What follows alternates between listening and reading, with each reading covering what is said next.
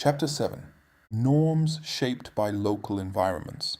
This is one of the most nuanced topics in psychology because it illustrates a central principle. People adapt to the environments they repeatedly experience from an evolutionary and psychological perspective. This is exactly what the human brain is designed to do. The challenge is that behaviors that are adaptive in one environment may become maladaptive in another. This does not imply that any neighborhood or community has a single culture or that everyone in it behaves the same way. Rather, when people spend years in environments with certain recurring conditions, high crime, economic instability, frequent conflict, or weak institutional support, some behavioral norms may become more common because they help people cope with those conditions. The brain is constantly asking, what kind of world do I live in? Then it builds habits accordingly. If the world is generally predictable and safe, the brain learns, cooperate, delay gratification, trust people until proven otherwise, think long term, resolve conflict verbally. If the world often feels unpredictable or dangerous, the brain may learn different lessons. Stay alert, don't appear vulnerable. Respond quickly to threats, rely on yourself, prioritize immediate needs. Neither set of responses is inherently good or bad. They are attempts to match behavior to perceived reality. Psychologists often distinguish between objective reality and perceived reality. Your brain doesn't respond to statistics, it responds to what you repeatedly experience. Suppose a teenager grows up hearing gunshots several nights a week, seeing fights as common. Friends have been assaulted. The brain concludes, conflict is part of everyday life. Someone raised elsewhere may conclude, conflict is unusual. These expectations shape automatic behavior. In some environments where formal institutions are seen as ineffective or slow to respond, personal reputation can take on greater importance. If people believe the police will not reliably protect them, they may feel pressure to project strength and discourage others from seeing them as easy targets. That can lead to behaviors such as responding quickly to insults, avoiding displays of vulnerability, placing a high value on respect, and being cautious about showing fear. Psychologically, these behaviors can function as protective strategies.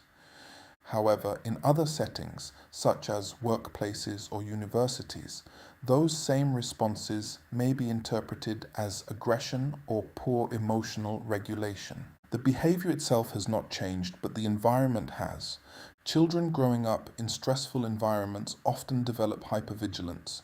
Their brains become exceptionally good at detecting potential threats. They notice facial expressions, changes in tone of voice, body language, unusual sounds. This can be remarkably adaptive. The downside is that hypervigilance can persist in safer environments. The person remains prepared for danger even when none exists. That constant state of alertness is mentally exhausting. Imagine two neighborhoods. Neighborhood A, stable employment, low crime, reliable public services. People can reasonably expect that today's efforts are likely to benefit tomorrow. Neighborhood B, frequent instability, high turnover, economic uncertainty, safety concerns. People may place greater emphasis on immediate problems because the future feels less predictable. This is not irrational. If tomorrow feels uncertain, today's needs naturally become more psychologically important. Humans are deeply social, especially during adolescence.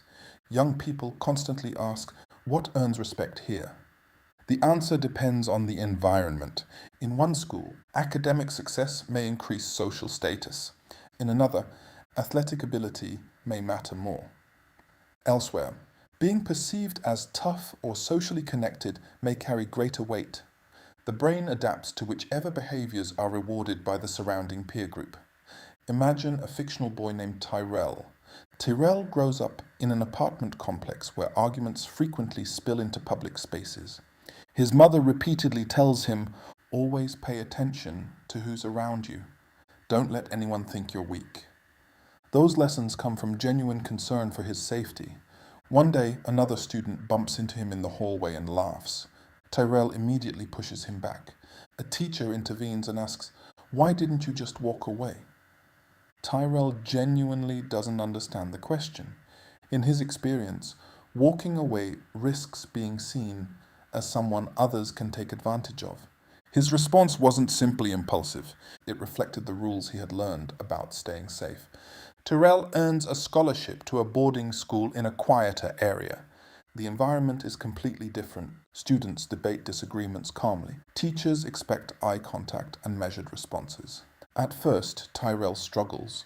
When classmates interrupt him, he interprets it as disrespect. He responds sharply. Others see him as confrontational. He sees himself as defending his dignity. Both interpretations arise from different social norms. A basketball coach notices Tyrell's reactions. Rather than criticizing him, the coach asks, "What happens where you're from if you let someone disrespect you?" Tyrell explains. The coach listens and replies, "That made sense where you grew up. Here, people earn respect differently." For the first time, Tyrell considers that there might be multiple ways to protect himself. The coach doesn't ask him to abandon his confidence.